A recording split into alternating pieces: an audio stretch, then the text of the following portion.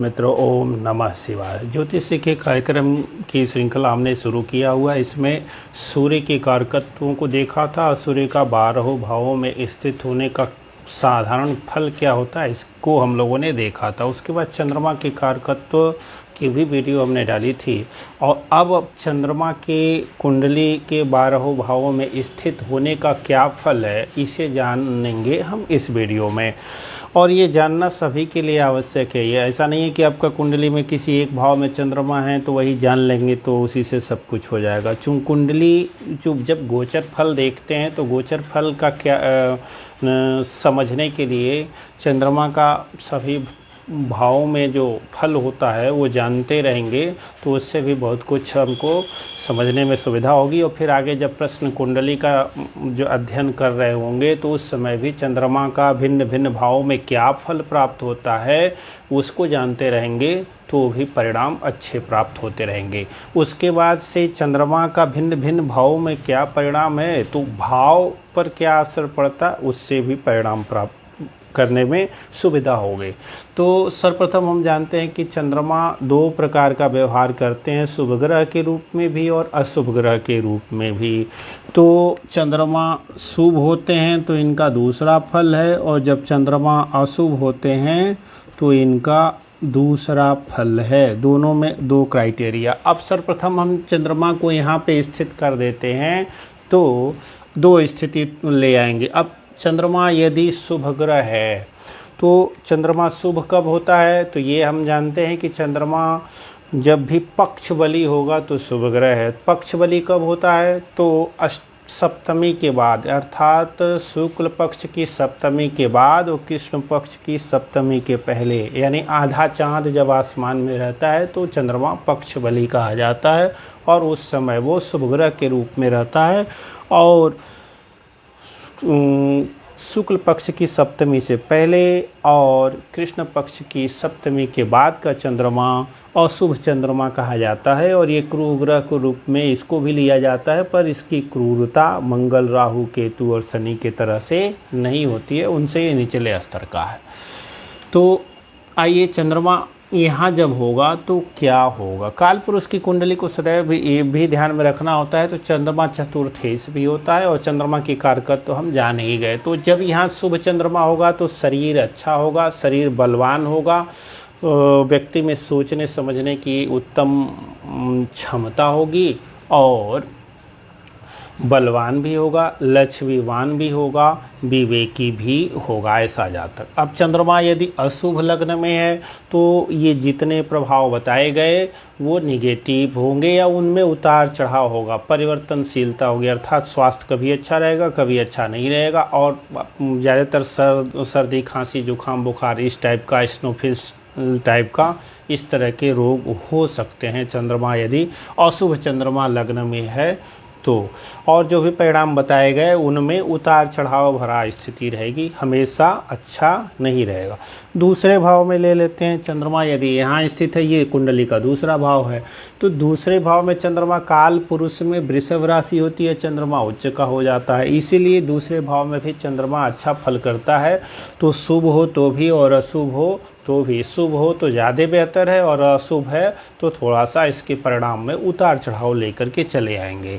शुभ चंद्रमा यहाँ है तो स्थिति ये होगी कि व्यक्ति उत्तम वाणी बोलेगा, उसकी वाणी में मिठास होगी, कुटुंबों का सुख मिलेगा, उसके चेहरे खूबसूरत होंगे और उसके दांत वगैरह भी ठीक ठाक होंगे, अर्थात दांतों में पीड़ा भी कम होगी, जो आजकल बहुत है तो लोगों की रहती ही रहती है। तो दांत एक बहुत बड़ी चीज़ है। भोजन भी उत्तम मिलेगा, अर्थात दूसरे भाव में बल प्राप्त हो जाएगा। साथ ही में चंद्रमा की दृष्टि यहाँ पड़ती है तो व्यक्ति जो है अकल्ट साइंसेस यानी गुप्त विज्ञान में, रिसर्च में, शोध में, योग में, अध्यात्म में मन भी लगाएगा। अशुभ चंद्रमा है तो यहाँ को देख करके इस भाव को बिगाड़ेगा और इस भाव में भी उतार चढ़ाव लेकर के आएगा। अब आते हैं चंद्रमा को तीसरे लेके चले आते हैं। तो चंद्रमा गोचर में यहाँ पे तीसरे शुभ होता है, 3, 6, 1, 3, 6 और 7, 10, 11। में चंद्रमा गोचर में शुभ होता है। तीसरे भाव में स्थित कर दिया चंद्रमा को, तो चाहे शुभ हो चाहे अशुभ हो, दोनों स्थितियों में तीसरे भाव में चंद्रमा का शुभ फल ही है। तो व्यक्ति को भाई का सुख, भाई बहनों का सुख होगा, छोटे भाई बहन होंगे, संचार अर्थात कम्युनिकेशन स्किल व्यक्ति के पास अच्छी होगी, व्यक्ति मतलब जातक के पास अच्छी होगी।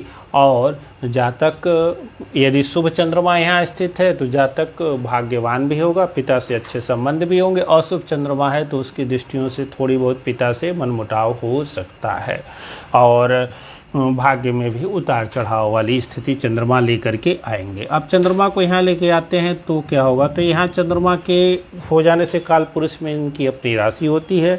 यूँ तो कहा जाता इस भाव का चंद्रमा स्थायी कारक भी है, अकार को भाव नाशाय का सूत्र भी लगता है, परंतु यहाँ पे ग्रंथकार ने चंद्रमा का उत्तम फल बताया है और कहा है कि ऐसे जातक के पास यदि शुभ चंद्रमा है तो भूमि, भवन, वाहन, माता, इन सब का सुख होगा। केवल जो जीवित वस्तु माता होती है तो माता से थोड़ा सा क्लेश हो सकता है, बाकी भूमि, भवन, वाहन के सुख उत्तम प्राप्त होते होंगे यहाँ से।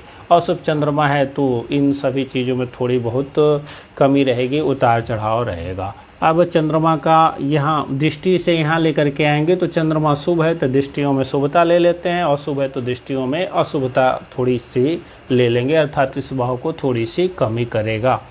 अब चंद्रमा यहाँ ले आते हैं पंचम भाव में, तो क्या होगा, पंचम भाव में चंद्रमा स्थित हो जाने से बुद्धि उत्तम होगी और संतान अवश्य होगी। शुभ चंद्र है तो अशुभ चंद्र है तो इसमें भी थोड़ी बहुत डिले और परेशानी हो सकती है, फिर भी चंद्रमा संतान देगा। अशुभ है तो भी पंचम भाव का चंद्रमा, तो ऐसा व्यक्ति राजा का मंत्री हो सकता है, यहाँ से मंत्रालय का विचार किया, यानी उच्च अधिकारी हो सकता है, विवेकी होगा, बुद्धिमान होगा। और त्रिकोण भाव में स्थित है तो शुभ चंद्र है तो इस भाव की भी वृद्धि करेगा, इस भाव की भी वृद्धि करेगा, इस आय भी अच्छा आएगा, शरीर भी स्वस्थ रहेगी, भाग्योदय भी चंद्रमा कराएगा। तो पंचम में भी चंद्रमा का शुभ है। छठे चंद्रमा बालारिष्ट योग बनाता है, गोचर में तो चंद्रमा अच्छा फल कहा जाता है। अब यहाँ भी दो स्थिति लेते हैं। चंद्रमा यदि शुभ है अर्थात यहाँ शुभ चंद्र है तो ज़्यादा नुकसानदायक है। इन भावों में जो केंद्र त्रिकोण के भाव हैं चंद्रमा शुभ है तो ज़्यादा अच्छा है, और 6, 8, 12 में चंद्रमा शुभ है तो उतना ही बुरा है। अब यहाँ चंद्रमा शुभ है तो बालारिष्ट दुर्योग बनता है, कहीं केमद्रुम बन गया अर्थात इधर और इधर कोई ग्रह नहीं हो तो केमद्रुम बनता है, वो अलग वीडियो है। तो यहाँ पे ये चंद्रमा अल्पायु बनाता है, रोगी रखता है, और चंद्रमा के जो कारकत्व हैं कोल्ड कफ आदि, सर्द मलेरिया आदि, ये ठंडी के साथ जो बुखार आता है ये, और भी ये टीबी आदि जो रोग होते हैं ये यहाँ पे हो सकते हैं यदि चंद्रमा सुप्रभाव में नहीं है। यदि चंद्रमा अशुभ है तो यहाँ जय मिलेगी, सफलता मिलेगी, रोग रिपु ऋण आदि का समन भी होगा। तो अशुभ चंद्रमा यदि यहाँ है तो उत्तम फल है। अब यहाँ पे चंद्रमा शुभ यदि शुभ ग्रह के रूप में है तो जातक भी सुंदर होगा, जातक का पार्टनर अर्थात उसकी पत्नी या उसका पति भी सुंदर होगा, दाम्पत्य जीवन भी सुखमय होगा। यदि चंद्रमा अशुभ है तो यहाँ पे यात्राओं में भी परेशानी होगी, पार्टनर भी खूबसूरत होगा पर उतना नहीं जितना शुभ रहने पे, और थोड़ा सा संबंध में थोड़ा सा उतार चढ़ाव आ सकता है। तो यही स्थिति है, लेकिन शुभ या अशुभ दोनों रहे, चंद्रमा यहाँ अच्छा ही है, बहुत बुरा नहीं। यहाँ चंद्रमा बहुत नेगेटिव है क्योंकि काल पुरुष की कुंडली में वृश्चिक में चंद्रमा नीच का भी होता है, तो इस कारण, और दूसरा लग्न से अष्टम में हो जाने के कारण बालारिष्ट नामक दुर्योग बनता है। तो ये जातक को अल्पायु बनाता है, जातक के मन को पीड़ा देता है, जातक के मत को परेशानी होगी। अच्छा, जो चंद्रमा के स्वतंत्र कारकत्व हैं सबकी हानि होती है, इसलिए इस चंद्रमा के हो जाने के बाद शिव जी की आराधना अवश्य करनी चाहिए। चंद्रमा नवम में है तो जातक धार्मिक होगा, पिता का सुख मिलेगा, भाग्योदय होगा, और भाई बहनों से भी इसकी बनेगी, जातक की संतति भी होगी। चंद्रमा दशम में है तो जातक जिस काम में हाथ डालेगा, शुभ हो या अशुभ, दोनों यहाँ पे चंद्रमा उत्तम है दशम भाव में, तो जातक जिस काम में भी हाथ डालेगा शीघ्र ही उस काम में उसको सफलता प्राप्त हो जाएगी, और इसे कहते हैं इच्छित कामों में सफलता मिलती रहेगी, और उसके कर्म भी अच्छे होंगे, जीविका भी अच्छी होगी, व्यापार भी करेगा तो वहाँ भी सफलता मिलेगी, नौकरी करता है तो वहाँ भी सफलता होगी, कार्यस्थल पे सभी से मिलजुल करके कार्य करेगा। एकादश चंद्रमा व्यक्ति को दीर्घायु बनाता है, ये है 11वें भाव का चंद्रमा। शुभ हो या अशुभ दोनों दशाओं में, शुभ है तो माता के लिए थोड़ा सा नुकसानदायक हो सकता है, और यदि अशुभ है तो उतना ही बेहतर है, लेकिन व्यक्ति के लिए ये लाभ देगा, धनवान बनाएगा, दीर्घायु बनाएगा और सभी कार्यों में सफलता दिलाएगा। व्यक्ति के पास उत्तम मन होगा, उत्तम संतति होगी, विवेकी होगा और निवेश करेगा उसमें भी उससे लाभ प्राप्त होगा। अब चंद्रमा यदि 12 में है तो ये भी बालारिष्ट नामक दुर्योग बनाता है, त्रिक भाव है, 6, 8, 12 में चंद्रमा बहुत बुरा है होता है, तो 12 में जा कर के भी यदि ये अशुभ है तो थोड़ी राहत है, शुभ है तो और ख़राब मान लेते हैं। चंद्रमा के जितने कारकत्व बताए गए उनकी कुछ न कुछ कमी हो जाती है, माता को परेशानी है, भूमि भवन वाहन को परेशानी लेने जाते हैं उसके लिए परेशानी है, मन में पीड़ा होगी, मन स्थिर नहीं रहेगा, मन चंचल रहेगा, मन अशांत रहेगा, नींद अच्छी नहीं आएगी, तो इस तरह की परेशानियाँ यहाँ पे हम देख पाएंगे। तो ये रहा चंद्रमा का 12वें भाव में स्थित होने का सामान्य फल। अभी इसी को हम लोग लेके चल रहे हैं। अब बाद में जब यहाँ लग्न पे हम लग्न की राशि ले लेंगे, अर्थात लग्नानुसार भावास्तर पढ़ेंगे, तभी ये फलों में जो है परिवर्तन हो जाएगा। अभी हम सिर्फ भाव के अनुसार लेकर के चल रहे हैं। तो अभी तक चैनल को सब्सक्राइब न किया हो तो सब्सक्राइब कर दें, वीडियो को लाइक कर दें। अगली वीडियो मिलते हैं। बहुत बहुत धन्यवाद।